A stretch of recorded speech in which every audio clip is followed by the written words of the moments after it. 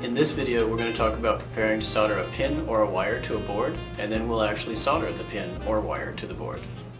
Alright, so we're getting ready to solder a component into a board. To get ready to solder, first thing we do, again, safety, put on our safety glasses. Make sure that our soldering iron is in a holder so that it's not getting hot against something that's flammable. Turn the soldering iron on.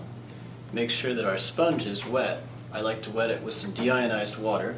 The tap water will eventually put salts on the soldering iron tip, and that won't be good for the soldering iron tip in the long run.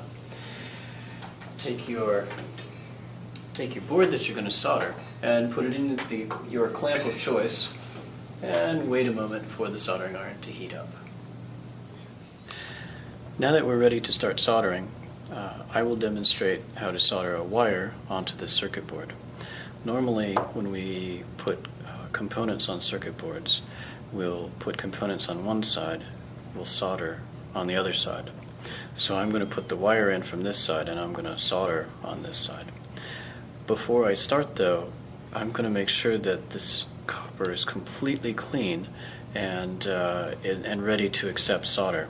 This is a brand new board, and I know that brand new boards often come with a protective coating on that copper to keep it from oxidizing.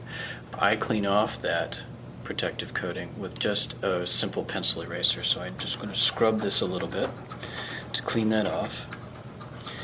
And when you do this, you'll notice that the color changes, and you'll see that you're starting to burnish the copper a little bit. That's a good sign. You want that.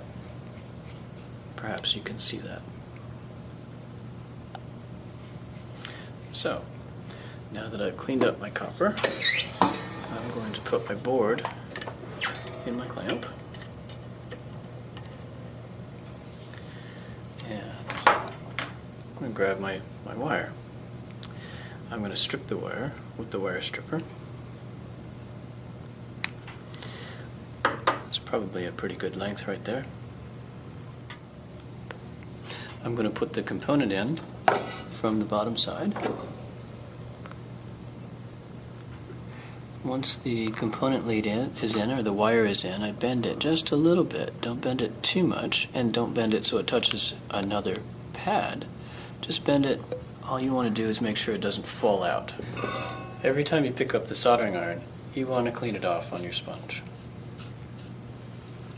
And then after you've cleaned it off, it should have a nice shiny tip. If it looks anything else, then something's wrong with the tip and it probably needs to be replaced. After you've done that, apply just a little bit of solder to the end of that tip. That solder you're putting on there right now is for good heat transfer between the tip and the pieces that you'll be soldering.